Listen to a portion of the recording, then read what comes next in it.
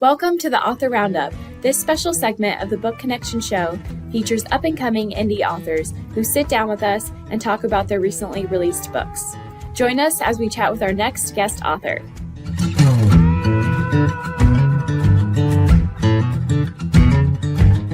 Hello there, welcome to Author Roundup. My name is Emma and I will be your host for today's episode. I'm excited to talk with self-published author Merie Wallace, author of her book, Building Your Best Life, A Young Person's Guide to Creating the Life You'd Love to Live. Merie Wallace is a renowned still photographer in the feature film industry, an energy health worker, and now self-published author of her first book. Merie, how are you today? Nice to see you. I'm doing well, thank you. It's really nice to be here. Yeah, thank you for joining us. So your book came out in May of this year, correct? That's right. That's very exciting. Can you tell us a little bit about it? Yeah, it is a guide, and it is a guide for young people. I mean, it's a book. It's a proper book. It looks like a book, but Right. it's kind of a life guide. And I wrote it because when I was a young person in my late teens, early 20s, I was really uncertain and I had some anxieties just about the future and what was possible. And so I wrote the book at the end of an amazing, like a really amazing career and a wonderful life, to say back to young people, you've got this. You don't need to worry. But here's a guide to start asking yourself the questions and giving you some tips and some tools so that you can align yourself to have a life you will love to live. And so the book is on the top, correct? And you also have a workbook is that separate? It is. And Okay. what the workbook is for, or let me say it the other way, the book has universal truths. And it's really for all ages, but I wrote it specifically for young people. It's my gift to young people, like, don't worry, you've got this. Yeah. But it's universal truths. And then the workbook is to customize it to you. What do you think? What do you want? What matters to you? What's bothering you? What are you good at?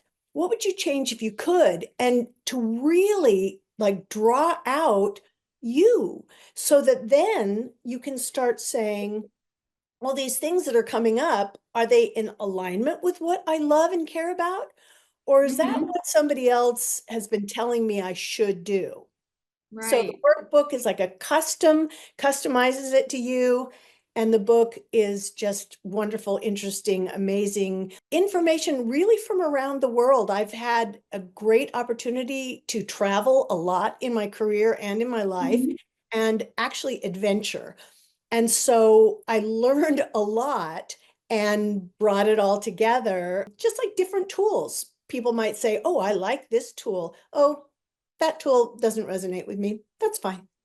Yeah, I really like that. I like that you thought about the exercise component and workbook component about your teachings and writing. So you not only get a book, but you also get how, yeah, like you said, customized. So you can learn from these things. And then after you read it, you're like, okay, so what do I do now? How can I help this, the book, affect my life and really start to see changes. So that's really cool. It's a very interesting perspective as an author and writer. Thank you. Yeah. And so you mentioned this book is geared towards young readers and your book begins with you in junior high, right? And when you felt like you were failing. Can you share more about that period in your life and the pivotal moment that prompted you to envision a different future for yourself? So I came from, a nice family, good situation, ended up in the public school systems, and I just wasn't really connecting with the information that I was being taught. And of course, at that age, everybody's super social. So I was dialing into the people, but not really the information. And I started doing poorly. And I started to actually even feel that I didn't care and to not understanding even why it mattered if I cared or if I didn't care. And Mhm. my grades were getting worse and worse. And so, and I also, I'm a little bit of an extrovert. So I was, let's just say, acting up, acting out a little bit, Mhm. ending up in social adjustment classes with some fascinating kids who I would never have met otherwise. And at a certain point, I looked around at everything in my life and I went, where is this heading? I mean, this is interesting and cool and funny and weird, but where is this heading? And is that a place I want to go? Not so much. And then I started just thinking, well, what would I want? And, on a large level, I just really didn't know. And that's part of my, Mhm. there are a lot of things we don't know. But I started asking myself the questions. And I thought, well, I'd like to be up in the San Francisco Bay Area. I like it there. And I'd like to be with intelligent people who actually are interested and care. And I started listing these fantasy things that I would want for myself. And through a kind of what seemed strange series of events, I Mhm. found myself at a pretty academic school up in the Bay Area with the kind of people that I felt were more my kindred spirits. And I Mhm. struggled at first because academically I had slacked off, Mhm. but I cared, it mattered, I was interested, and I just put my shoulder to the grindstone and succeeded, ending up doing well and loving it and going forward into more wellness. Yeah. And I feel like that's kind of hard, like at a young age, to do some like reflecting at such a young age, right? And a lot of people, kind of just flow through like what they're supposed to do. And it's kind of hard to like have that like introspective thought process, when you're so young. So having a book like this would be like very helpful for young minds and young readers. So yeah, I think that's great. And so you mentioned in your book unknowingly using visualization techniques that successful people actively use. Can you explain what that means and how it shaped your path? Yes, way later in my life, I came across actually the gentleman who wrote the foreword for my book. His name is Jack Canfield. He Ooh, did the Chicken Soup for the Soul series, but he also did a series of New York Times best-selling books on the success principles. And when my path crossed his and I started reading his books and watching some, videos about and on him from him, I started to see that successful people are not just reacting to what's happening around them. They are actually forward thinking and intending and planning. And mhm, that if there is something you do want to focus on the goal, but you also want to focus like, what can I do today to mhm, learn a little bit more about that, to get one step closer to ask somebody this question I have and to visualize, how do I want it to be?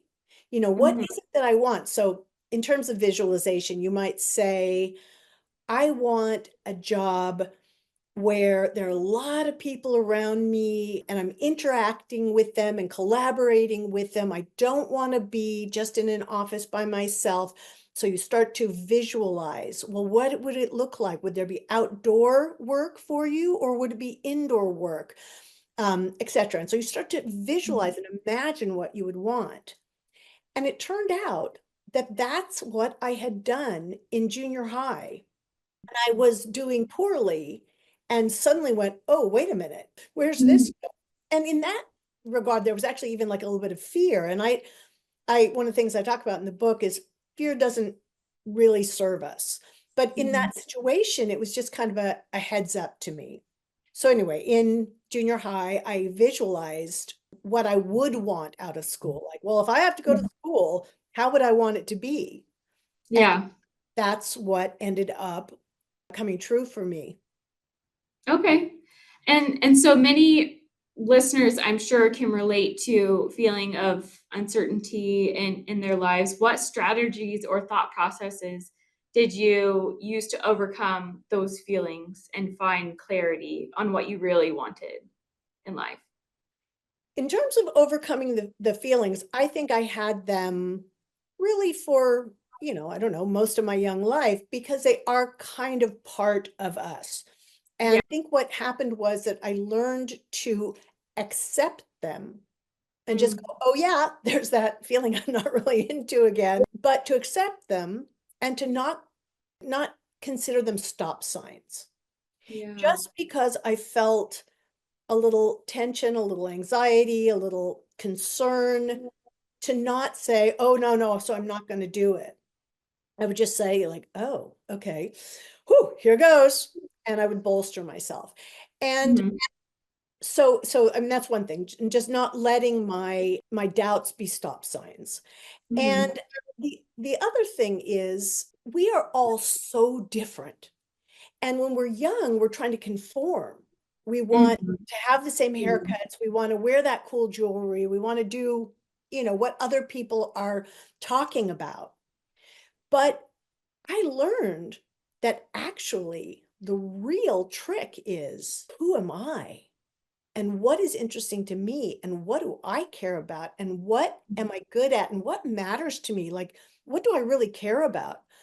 And mhm, if you honor that, you then find other people that share that.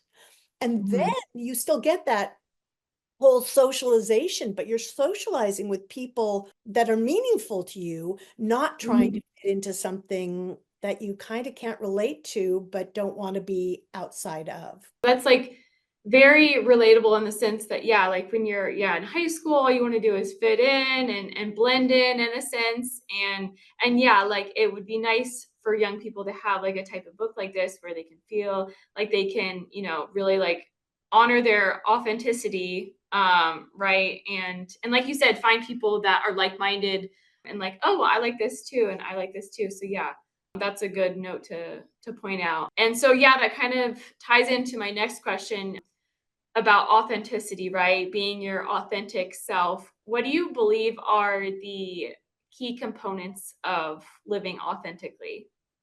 Beautiful question. I'm going to start anyway with what I pretty much just said, which is what do you authentically care about? Some people care about stray animals. Some people care about the quality of the cleanliness of the ocean for ocean animals. Some people care about homelessness.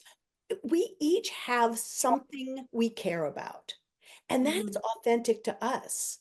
And then also what interests us, like when people are talking about it, what like perks up our ears. And I'll tell mhm, you, this was a strange one for me because it turns out I'm really interested in soil and the nutritional content in soil to make sure that all of our food is really nutritious and that we're mhm, eating it in a healthful way.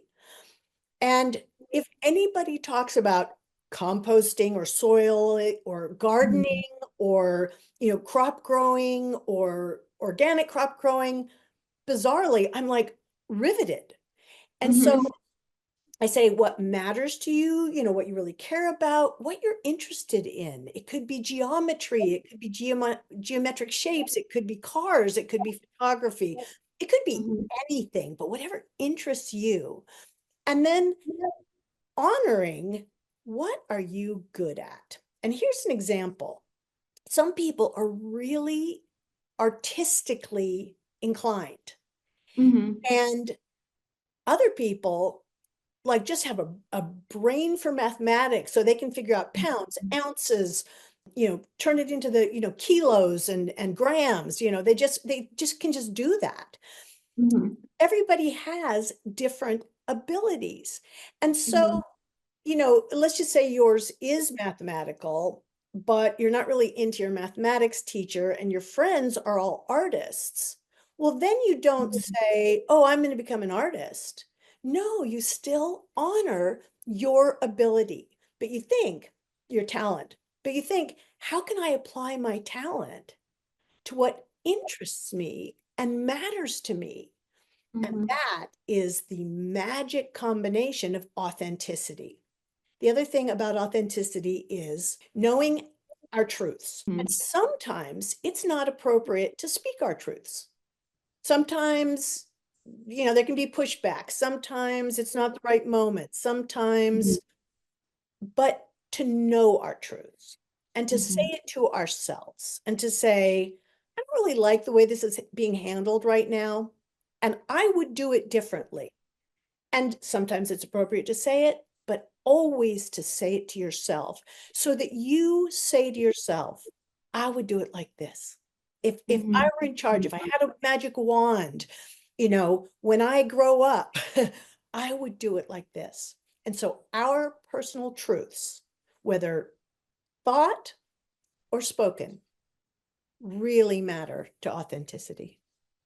I love that. I love that last part that you mentioned about personal truths and right, always speaking to yourself about, your truth and what you would do because that's a good exercise to have just in general in life, right? To just always remind yourself, okay, this is what I would do, meaning this is who I really am because sometimes it's hard to lose sight of who you are or what you would do versus what other people would do. And adapting to environments versus, staying true to yourself. So I really like that. That was very well spoken. And so let's talk about a little bit about like what you do. So you have a very cool job or did have a cool job. Are you retired from that now or are you still doing that? Still photography?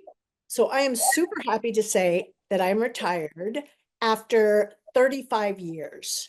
It was amazing. It was wonderful. I loved it. And now I love doing other things entirely in my life. I never meant to do one thing my whole life. I certainly never meant Mhm. to do anything for 35 years. I just loved it for 35 years. So that was great. Yeah. I'm sure working in that industry, a world known for its, highs and lows, like what unique insights or lessons from your experiences as a still photographer have influenced your views on life and personal development? It's a great question.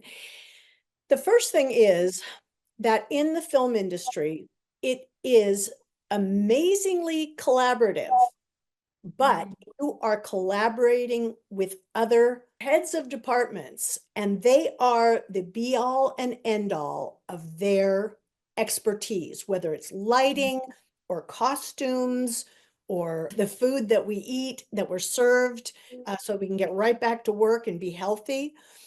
And so it was a very, very interesting experience to learn how to respect and honor incredibly talented people, and yet to learn how to dovetail with them and synchronize with them and swim like a school of fish or fly like a flock of birds.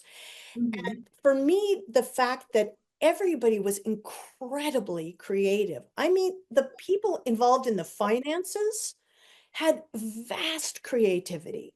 And it really showed Yeah. me that there is creativity, ingenuity, imagination in everything. And that served me later when I saw people who were doing literally anything in their life. There's a man in my neighborhood who works with huge machines, like if rocks fall off the sides of a hill, or if like there's a big pipe burst and they have to move it.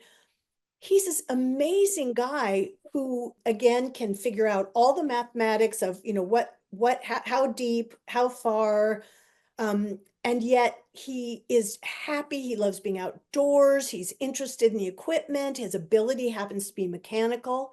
So it just allowed me to look at everybody who's an expert and Mhm. recognize that they are in their element if they're in their element. Yeah. And so what would you say to your younger self, the girl who was a junior high student? What would you say to her or what do you think she would think of your profession years later and where you came from or where you came from and how you became that? She would love it.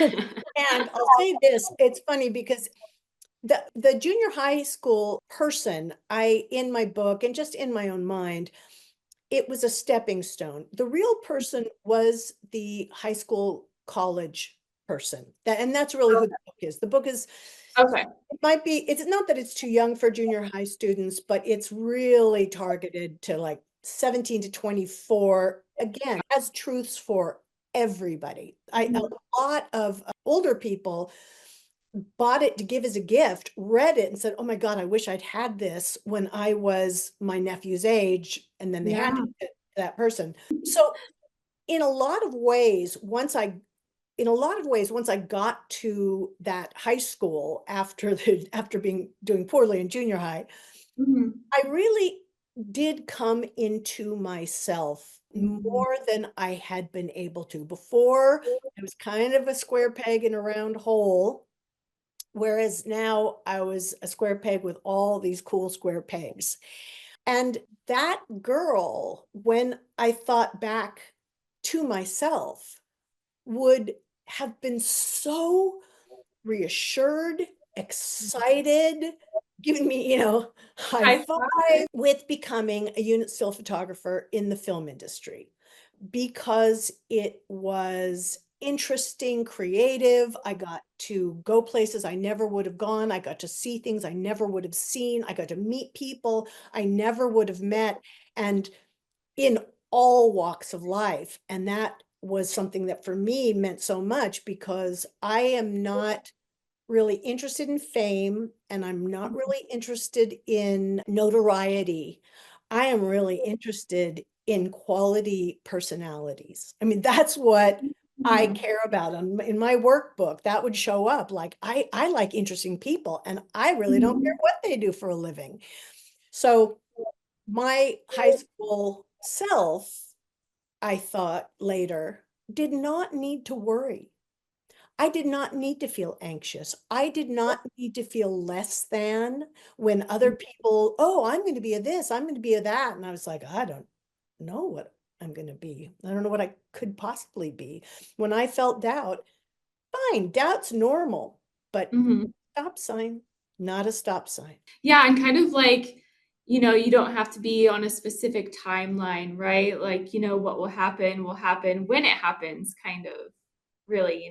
So that's also a nice perspective to have, like, but It's also still being goal oriented also. That's exactly right. And that's a little bit, it's not tricky actually at all, but it's an uncommon idea for us to start thinking about because we Mhm. are on a timeline. We Mhm. graduate from high school, we either take a little time off or we don't. We either go Mhm. straight to work or we go to a trade school or we go to college or we get an Mhm. internship. And at a certain point, our parents in our life expect us to start generating an income. So we Mhm. have to factor that in. The thing is that when you are pursuing the quality outcome of whatever it is that you're involved in, the timeline unfolds fairly naturally. Always doing your best, you're always have your eyes open to what would amuse you, interest you, make you Mhm. happy, get you near that other group of people that are doing what you want to be doing. And like, how did they get there? Oh, but I can go to a workshop with them and then I can start getting, in that rhythm. And so Mhm. we are in the construct of the timeline of, schools and money and growing Mhm. up and that. But the timeline unfolds constructively when we are caring about what we're doing, even if it's Mhm. something like if you get a job that you really need the money and like, oh, whew, good, here's a job, and you're like, yeah, but I don't really vibe with this, and my friends might be embarrassed, I might be embarrassed around my friends. Does not matter. You knock Mhm. it out of the ballpark. You just give it everything. And you say, Mhm. like, yeah, no, I'm not going to do this forever. I am so thankful for that paycheck. and I'm going to do this beautifully, and I'm going to be looking for my next stepping stone so that if I can segue out of this quicker, that's going to be better. You Oh, I like. just open the future and just Mhm. keep your eye on what you care about, what matters to you, and where your talents lie. That was beautifully said. So, and so for people who feel stuck or are questioning how they ended up where they are, what advice would you offer to them to help them begin their journey toward becoming their or building their best lives? Well, I would definitely say get the book and the workbook, because that's just gonna move you. It's Yeah. just, it cannot not move you. Part of the reason I wrote the book is many people later in life who have been reacting to life suddenly like pick their head up and go, wait a minute, how did I end up here? Like, Mhm. like how did this happen? And so the book is sort of to say, well, you can get a head start on that so you don't end up like getting in the wrong direction and have to correct. You can just Mhm. stay in the right direction. But Mhm.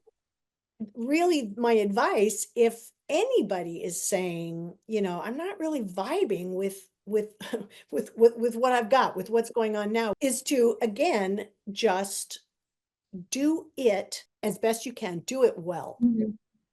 And I have something in my book which is called a dream board. And there's a cool story Ooh. about it in the book. But if you take like pictures, like cutting them out of magazines or, Mhm. photographs or whatever, and you put the things that you would love to be true up on a board. So, a beautiful place to live, the chance to be in nature, racquetball all day, every day, whatever it is that you, then when you are trying to bring in something that will make you happy, to redirect into your own authenticity, you look at this collage essentially, and it's Mhm. filled with the things that you would love to redirect into. And it's uncanny how our brains are programmed some to fulfill what it is that our hearts desire and what we love and what we care about. So Mhm. those things on the dream board, or there's other things if you don't want to do a dream board, start to go, oh yeah, there's a workshop in the park on that exact subject on Saturday. I'm going. And you just start to, well, you start to walk through doors that start opening. Yeah. Well, that reminds me, yeah, like you mentioned, like vision boards. Yeah, I've made like a couple vision boards in my life. I usually do it like at the beginning of the year. A lot of people do that. And then that got me thinking about manifesting. So is that like, is this what you think it is? Manifesting, that word is like very taboo and very popular, manifesting. What are your thoughts on manifesting? So that's in my book. That's in my book in detail, Oh, because it's an important concept that we understand what manifesting actually is. And mhm, it's an important tool to have in our toolkit. Manifesting is just making something go from the thought to the reality. And mhm, that is the same thing with creating. You have a thought, and then at the end, it becomes tangible. And yeah. one of my favorite ideas actually is that every invention that we take for granted now, so, Mhm, electricity in the house, cars, windmills, anything that man has created mhm. started like back in time when there was no such thing as a wheel. I mean, thing that Yeah. this person had this idea, like, wow, I bet that would work. Mhm. And they stayed with this interesting, cool idea, and they tried some things out. And ultimately, they created electricity, a car, a driverless car, the cell phone, a light bulb. So out of nothing, They Mhm. manifest a light bulb. That's what manifesting is. The other component of manifesting is this. If there's something we don't have in our life at all, but we're really interested in it and it feels important to us for some reason, there's something that we're resonating with it. If you hold your intention that you want to find it, make it, go to it, and you really hold that, you can make it happen and you will make it happen. And that is also manifesting. So the thing that I actually like about my book is in all of my life, I have come across like the strictest, most linear engineers and, people who meditate and do yoga and speak maybe it with words like manifesting, for example, Mhm. that the engineer didn't discuss and the lighting director didn't discuss. And I've really like listened to what the principles are behind a lot of concepts, Mhm. serendipity, Mhm. coincidence, a lot of ideas. And so Mhm. what I did is I just sort of broke them down into really just clear, honest concepts. Then, if Mhm. you like it for your toolbox, you use it. It doesn't work for you, you don't worry about it, but you at least know Mhm. what it is. And you don't have a taboo around it. Oh, yeah, Mhm. those people that talk about manifesting and, synchronicity. It's like, yeah, but there's some incredible people that are talking about manifesting and synchronicity. Yeah. And a lot of the ideas in my book are from literally around the world. So sometimes they're not even in our culture. So there are people that go like, oh yeah, those people that, they meditate. I don't know about that. You're right, you don't. But Yeah. I'm going to find out. Yeah. And so what inspired you for the idea behind the book, right? To write the book and ultimately seek out publishing and becoming an author? Unless I'm mistaken, the first concept really was demystifying concepts from other eras and other cultures that were weird or bad in our culture and society, and yet Mhm. potentially had really important impacts. And again, back to the concept of, well, two, one being that people who are successful, what do they do differently than people that wind up unhappy? Like, what's the Mhm. difference? And so I just wanted to just simplify and clarify. Mhm. Look at an idea, examine it, discuss it, and neutralize it. So that, again, if you don't want to do yoga, you won't.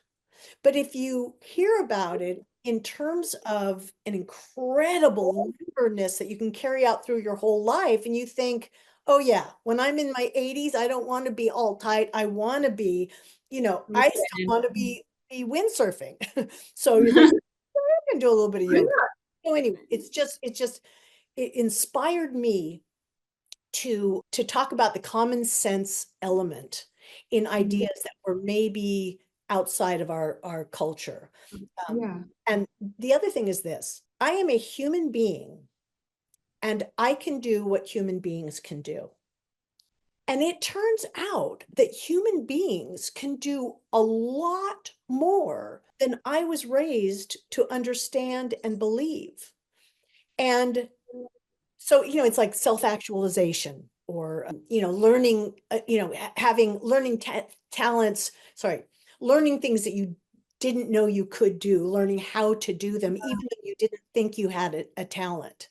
And Mhm. so I wanted to create a book that gave the reader really just objectivity, insight, and empowerment.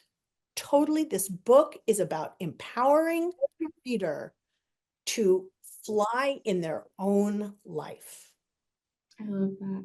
And you mentioned earlier that your forward is from the author of Chicken Soup for the Soul, like those types of books. How did your paths cross, and how did that relationship happen? That was okay. Again, you can't, this is not something I could have planned. And this is about Mhm. walking through doors that are open. But Right. I had a friend who loved essential oils. I was Mhm. not that big on essential oils. And there was a group of people who like essential oils who are going to get together and talk about how they can be used to support our physical health, our mental health, our emotional health, but also to, for example, if you're feeling really good about something and you use a certain aroma, you kind of lock Mhm. into yourself, this idea is good and this aroma is good and this is a good thing. And it actually helps you stay in the positive with this idea. So you can link a Mhm. wonderful aroma with a great idea and help stay with it. So I'm like, what? I never heard Mhm. of it. So I thought, well, I can buy a couple of essential oils and I can go to that workshop too. So I did. And I literally was just doing something I had never done before. I was doing something I didn't know anything about and that sounded curious. So I did it. Well, one of the speakers, they brought important speakers. And a lot of them were motivational speakers, but they were also Mhm. people. There was one woman who she said, her ex-husband was driving one way. She was driving the opposite direction at the time of their last separation. His car was full of his stuff. Her car was full of hers and the house was up for sale. And she looked in her rearview mirror and she watched her past. She drove away from her past and just weeping. Mhm. And later, she had an incredible life. The money that they lost, she had more than that. And at the Mhm. time, she thought her life was over and her life would end. But Mhm. lo and behold, she created this incredible entire world. Mhm. So there were people talking like that. One of the people that were speaking was Jack Canfield, who had done the Chicken Soup for the Souls, and he did the Success Principles. And that is Mhm. a remarkable book. And Mhm. so he was speaking about success. But one of the things that's amazing about Jack is he is not just talking about business. He's talking about success in life, emotional success, mental health, family matters, Mhm. joy. How do you succeed? So I segued from this one sort of series of workshops over to taking some online courses through the Jack Canfield Center. Mhm. When I was writing the book, I was also working for a living and taking some Jack Canfield workshops. So Mhm. at the very end, I just asked Jack, would he be willing to write the foreword? And he said yes, because he is also all about empowering people. Mhm. And the idea of empowering young people, he was on board. He said yes. I mean, look online, look on Amazon just to read his foreword. It's beautiful. Oh, that's so amazing. That's so cool. And so your book came out in May. Have you received what kind of impactful feedback have you gotten from readers, or do you have a powerful review that you've read or anything like that? Yes, my initial interest was to try to get the book to young people. I wanted Mhm. actually to speak directly to young people. I thought, sure, there's great merit if their parents give them the book. There's great merits if their counselor, shows it to them or it's in the counselor's office. Mhm. But I really wanted them to find it themselves. I really wanted them to Mm, discover it and yeah. say, wait a minute, I'm actually interested in this. I'm a little nervous. I'm a little anxious. I'm a little fearful. I'm a little uncertain. I'm going to do this for myself, not because somebody else thinks it would be a good idea. Oh, So, yeah.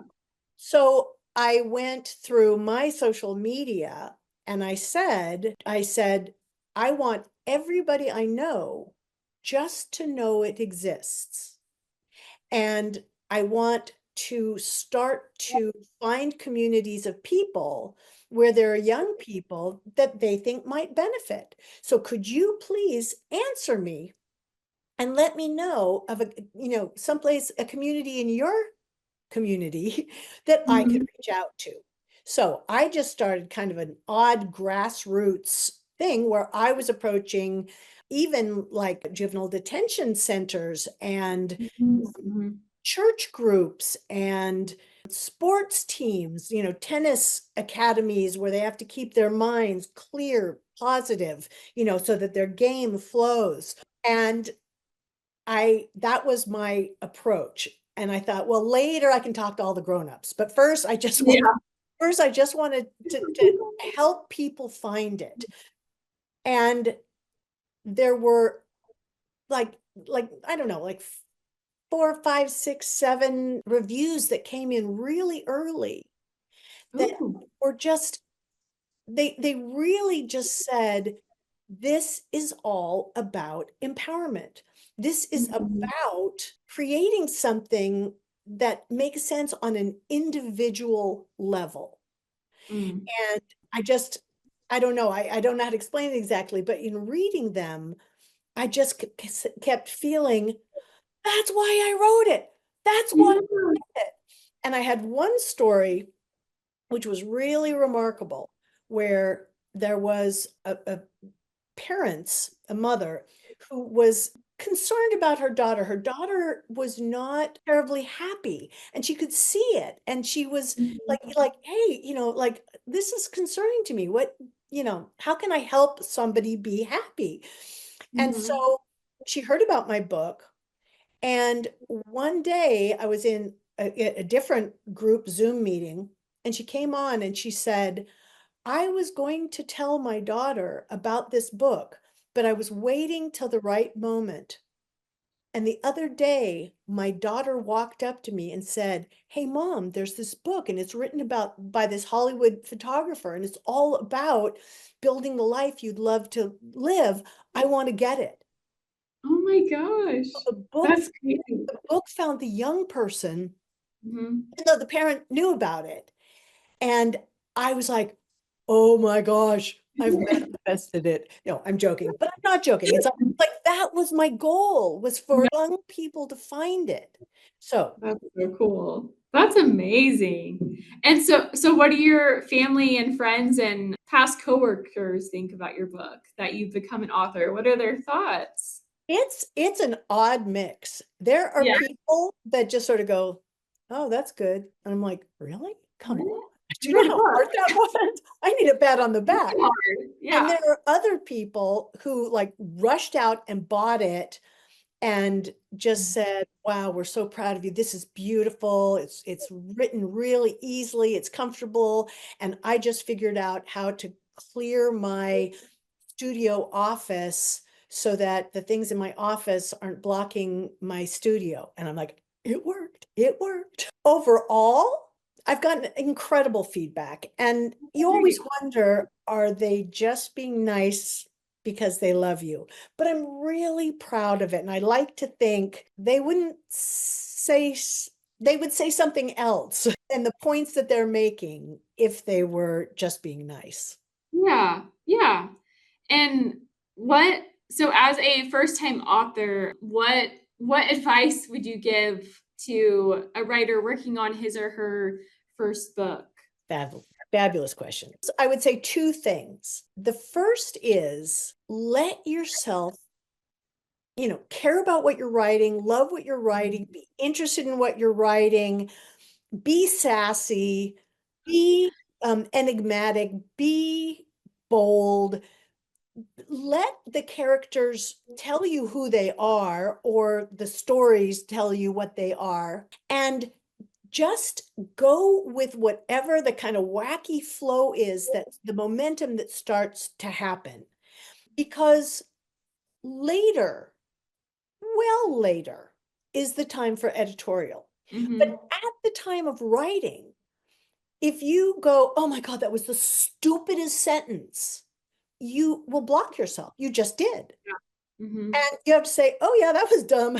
But it, but what I really meant was, and then you write what you really meant, or you go like, I'll come Yeah. back later because now they're about to come around the corner, or now I'm about to give this quote that I love, something Yeah. again inspires you. We use different parts of our brain to create and imagine and flow. And Mm-hmm. we really want to leave the editor for another time. Yeah. Later, you invite the editor and you say, can you clean that up a little bit? Like, I couldn't ever really say that. And the editor and you will go, oh, I've got this. I could do this. But you kind of don't want to get the flow writer hooked up with the editor at the same time. You kind of want to keep them separately and give them each their own time. I really like that. I haven't heard that from an author give that type of advice, but it is really good though, right? You just want to do your thing and yeah, not stop like anything that could potentially be, great work to come through while thinking about the editing because editing is its own thing, but if you just like do your own thing, then And then the other thing too is to give yourself permission to make mistakes. You can yeah, say, today I might write some really bad work. I might, leave something out. I might make mistakes. yeah, There's time, there's time to fix stuff. But yeah. even if I say something stupid, it doesn't even matter at all. I don't have to go, oh my God, that was so stupid. Self-doubt, self-doubt. No, you say, yeah, even if I write something stupid, Happen. like it'll remind me that what my point was, and Yeah. then go back and finesse it. Mhm. So you don't ever want to criticize yourself. Like, Mhm. okay, you'll make mistakes. Oh wow, Yeah. that's Part of fine. what brings it. Yeah. Yeah. And so what do you have any personal or professional book goals for the upcoming year that you're excited about now that your book is out? What do you have going on? Well, my goal really is to just get into more bookstores and institutions and really just take my copies of my book and just walk in cold and introduce myself. And Mhm. because in fact, there are not that many books out for young people that are Mhm. really just completely supportive and not thinking they know better and telling people what to do. It's kind of, there's not that many books out there. So a lot of bookstores Mhm. say, well, I don't know, we don't have a huge, 17, 18, 19-year-old clientele. And my answer is, oh, I'm so sorry. Let's get them in. Yeah. But anyway, my personal goal Yeah. is to, go to some correctional facilities, go Mhm. to a new bookstore that just opened up, go to like, and again, and to query my social media again. Yeah, Okay, I was gonna say guys, that. next level, where are we gonna, where can I hit next? Yeah. Yeah, I was gonna say social media, I think it would be perfect, and you have the best personality for speaking to young people, you really do. So I think that would be great as well. TikTok, Instagram, yeah, that would be Well, great. here's my one thing about that, and I have not launched a real social media presence yet. Um, Okay, and the reason is this. I had to wrap my head around the fact that I am not trying, because I'm not trying to sell books. right. I am really trying to let young people know that there's a book that has their back. And I was talking to my daughter and her friends, and they said, oh, yeah, whenever people are trying to sell to us, we just scroll past. And Yeah. that's what I do too. So I Yeah. had to figure out how The do messaging. I speak in a way that I'm not selling, because at this point I'm not selling. So in my mind, like I say, this is outreach, not marketing, because I don't Mhm. I don't want to snare people. I Yeah. okay, I need to be authentic to myself. So I Yeah. one of the things on my to-do list is creating, some YouTube videos, some TikTok videos, Instagram, just clips are completely authentic to Mhm. my concept, my outreach. So that's A that's good one of goal. my goals for the coming. Yeah. Yeah. Well, I know that you will get there. That's a really good goal, and I wish you the best with your social media journey. So, I do just have one more question before we go. After sharing your experiences and insights in your book, what are your true hopes for readers and how this book could impact their life? My heart just filled up when you said that. Everybody can be happy. Everybody deserves to be happy. Mhm. Nobody will be happy 24/7 for their whole life. Right. Life throws curveballs. And when a curveball comes, how do we handle it? How do we respond to it?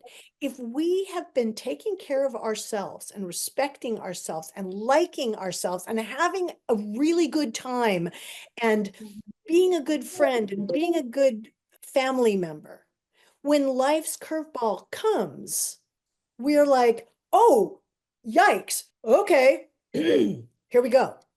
But if we're vulnerable, if a lot of things are going wrong, if we haven't taken care of some of our responsibilities and this curveball comes, we can get kind of knocked down. And so my goal for the book is really to say, you deserve to be happy, and you can be happy and be responsible and be a good citizen and a good family member and a good Yeah. friend.